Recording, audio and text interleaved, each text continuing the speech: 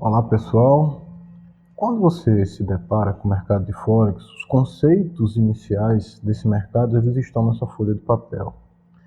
Como você é iniciante, mesmo os veteranos, eles dão de cara com esses conceitos e mesmo alguns deles eles não conseguem compreender tudo que está aqui, pelo menos da forma correta, porque na maioria das vezes as pessoas elas copiam umas às outras e acaba cometendo os erros. Por exemplo, no caso do PIB, eles chamam da menor variação possível, mas isso já mudou, nossa, tem muito tempo.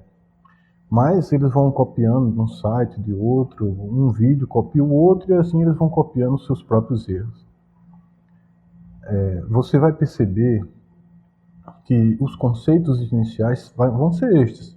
Você vai se deparar com moeda de base, de cotação, a moeda que está na sua conta, e já explico porque eu chamo a moeda que está na sua conta, e já eu te explico porque que eu chamei de compra, né? A moeda de fazer compra, a moeda do Brasil, que sempre é o real, os conceitos de PIB, pipete e pontos, e uma outra coisa também que eu tive muita dificuldade no início, é entender o porquê de tantas casas decimais você encontrar aqui no mercado de Forex. Por que isso? Qual o significado disso? Por que tantas casas decimais?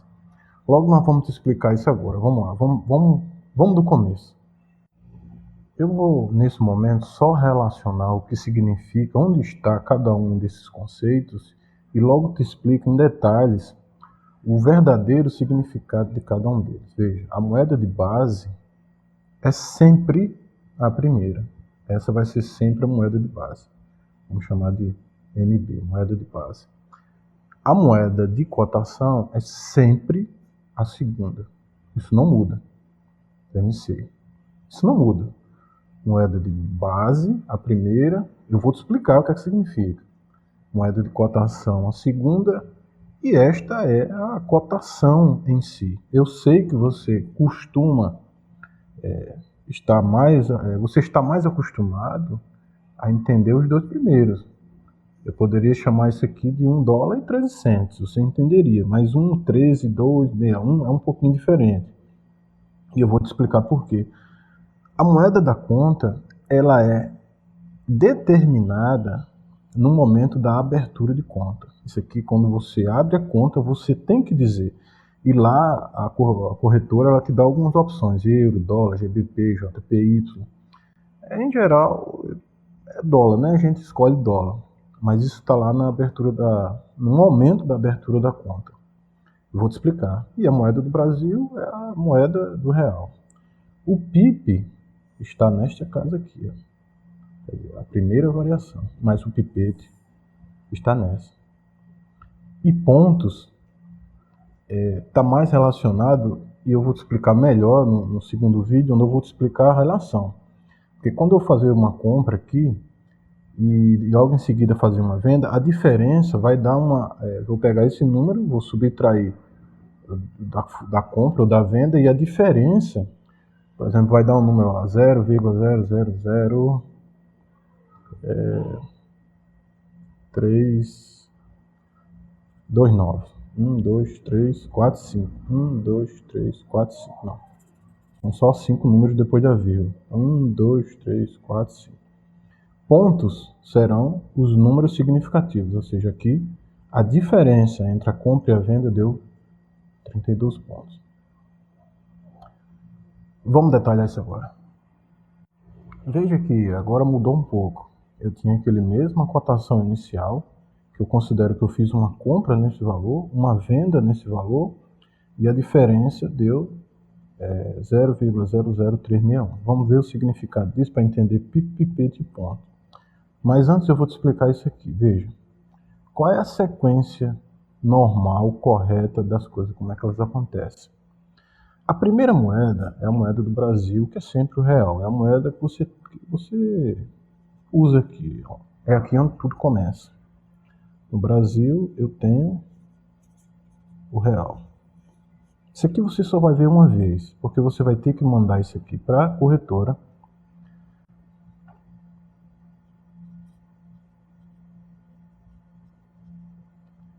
E na hora que você abre a conta, você já tem que dizer à sua corretora qual é a moeda que vai estar na sua conta. Então vai ter lá euro, vai ter dólar, GBP, JPY. Então vamos escolher, por exemplo, o dólar. Então você escolheu o dólar. Isso aqui é o shopping. O shopping é a sua corretora. Significa que quando você escolheu a moeda de conta, é esta aqui que você vai ter, como se você fosse ao shopping, botasse um valor no bolso, só que esse shopping é lá nos Estados Unidos. E você vai ter que trocar seus reais por uma certa moeda, que você, neste caso, escolheu o dólar. Então, no teu bolso, lá na corretora, você vai fazer compras, no caso de moedas, usando a moeda da sua conta, que é essa. Então, a partir de agora, você vai fazer suas compras, você vai comprar. É que isso aqui não vai mudar mais, isso aqui já acabou, morreu, né? Isso aqui já não...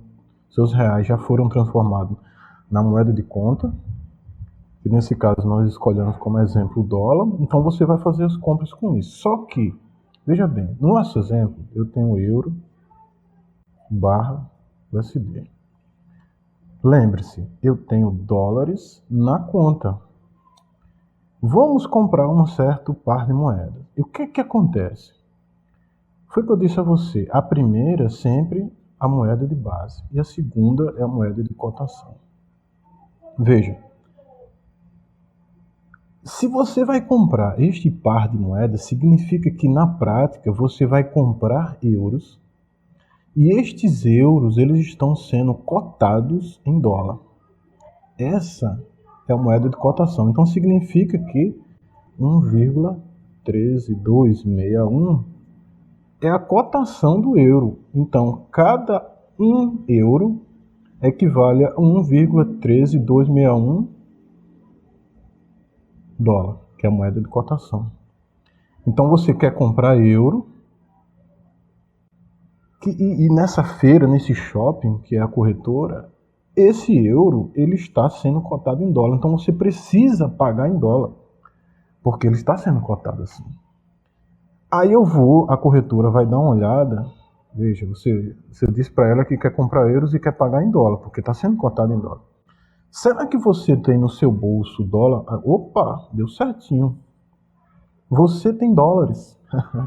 Que legal, olha só, você tem dólares.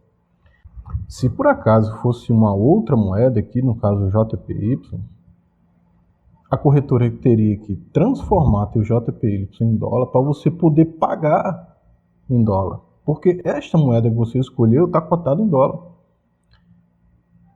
Então, ela faria essa transformação, mas você já escolheu o dólar. Então é tranquilo, você tem dólares no bolso para trocar. Então, no momento que você compra este par de moedas, na verdade você está comprando a moeda de base, está cotada em dólar e precisa ser paga nesta moeda que está sendo cotada. E se você não tem a moeda de cotação, a corretora faz automaticamente essa troca de um pelo outro e faz a compra para você. No próximo vídeo eu já vou detalhar como é que isso acontece, porque aí vai surgir a margem líquida. Agora vamos voltar para cá. Você já entendeu já quem é a sua moeda do Brasil, a moeda que você escolheu para colocar no bolso para fazer suas compras, que nesse caso nós escolhemos o dólar. E na hora que você escolher um certo par de moeda, você sabe que a primeira é a que você compra, a moeda de base, a segunda é a moeda de cotação, que precisa ser paga nessa moeda de cotação. A corretora vê que tipo de moeda você tem no bolso e já faz as compras. Se for uma moeda diferente da moeda de cotação, ela faz a conversão e paga para você, sem problema nenhum. Por isso que você tem que escolher no início, não tem como escolher depois. Você escolhe no momento que você abre a conta. E aqui é um outro conceito também importante, que é o que me confundia, a quantidade de casas decimais. Então eu poderia dizer que o euro está cotado a 1,13 dólares, mas isso é pouco. Eu vou te explicar por quê. Se você fosse esperar uma moeda mudar nessa casa aqui, nossa, isso demoraria bastante. E o volume que você está trabalhando, e eu não vou trabalhar agora volume nesse vídeo, porque é um outro conceito, que é lote, são conceitos um pouco mais matemáticos, eu vou te explicar isso com mais detalhe no próximo vídeo. A variação seria muito grande, porque você está trabalhando na casa dos milhões aqui. Mas aqui é bem tranquilo, veja só. Tudo que as corretoras fizeram foi pura matemática. Elas saíram quebrando os números de forma o anterior a 10ª parte do anterior. É como aqui no real, né? Você tem R$1, se fosse R$1, aqui seria 10 centavos e aqui seriam 3 centavos, ou seja, a 100ª parte de R$1. Então, é aqui 10, 100, 1000, 10.000, 100.000. Na matemática, isso aqui seria a unidade, o décimo, o centésimo, o milésimo, o décimo de milésimo e o centésimo de milésimo. Matemática pura e simples, é só um número dividido. Mas por que tantos? Se você observar bem, quando você tem, por exemplo, uma corrida de cavalos, uma corrida... as corridas, por exemplo, de Fórmula 1.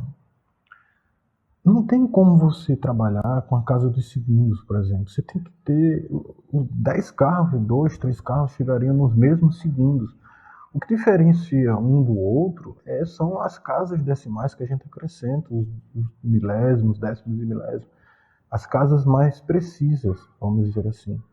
Até o combustível que você compra, como ele é vendido à distribuidora em grandes volumes, né, em metro cúbico, você precisa de uma terceira casa decimal para a coisa ficar mais precisa. E você não precisa esperar uma mudança nessa casa. Uma pequena mudança nessa pequena casinha aqui já dá uma grande diferença. Você vai ver nos próximos vídeos quando eu te explicar. Porque o volume que você trabalha é muito alto. Então precisa de precisão e de casas decimais para trabalhar de forma até mais suave para você. Você vai entender isso quando eu traduzir isso em valores. São valores bastante consideráveis, dependendo do tipo de conta. Uma conta standard, quando você está trabalhando com mais de 100 mil, às vezes um pouquinho a mais, milhões e coisas desse tipo. Mas vamos deixar para o próximo vídeo. Só entenda aqui os conceitos que nós precisamos saber, o que é pipo, pipeta e ponto. Percebe que a variação nessa casa, vamos botar aqui embaixo, aqui seria 0,000. Antigamente, essa última casa ela não existia. Você precisa esquecer por enquanto essa última casa. Então, quem era a última casa? Era a casa do PIP. Então nós chamamos essa variação de 0,0001 PIP. Aí as pessoas disseram, olha, o PIP é a menor variação nas casas decimais aqui, que é do 0,0001. Então, um PIP é exatamente este valor que eu estou te falando. Então, 10 PIPs seriam 10 vezes esse valor. 100 PIPs, 200 PIPs são 200 vezes essa pequena variação. Mas não existe isso mais. Agora é 0,0001. Acrescentou-se a quinta casa decimal depois da vírgula. Então não é mais, o PIP não é mais a menor casa decimal. A menor variação é esta casa, quinta casa aqui, que nós chamamos de pipete. E já os pontos é exatamente isso aqui. Ó. Por exemplo, nesse meu exemplo, eu fiz uma compra nesse valor e fiz uma venda neste valor. Qual é a diferença entre a venda e a compra? Foi de 0,00361. Eu poderia chamar de várias formas isso aqui. Eu poderia dizer, isso aqui são... Eu esqueço os números daqui, ó, os zeros, e chamo só de 361 pontos. As casas significativas, ou seja, maiores ou iguais a 1, eu chamo. Então, nessa variação, variou 361 pontos. Ou 36,1 pips. Que é, eu considerando essa casa, né? Essa anterior aqui, que era o que era antigamente. Então, 361 pontos, 36,1 pips. Os conceitos iniciais, eles estão bem aqui, não tem muito mistério. O que confunde é porque as pessoas elas copiam, elas não entendem o significado de cada uma dessas coisas. Elas leem ali, as corretoras também talvez não expliquem direito, não atualizam suas páginas, elas acabam chamando o PIP da menor casa, e você, quando você vê que não é a menor casa. Houve uma variação menor e você fica, puxa vida, como é que ela pode ser a menor variação se eu estou vendo uma variação menor do que ela? Mas são os conceitos que não vão sendo atualizados nem nada. Aí acontece tudo isso. Então, se você entendeu tudo isso agora, vamos partir para o próximo vídeo, onde eu vou explicar exatamente a matemática envolvida nesses assuntos aqui.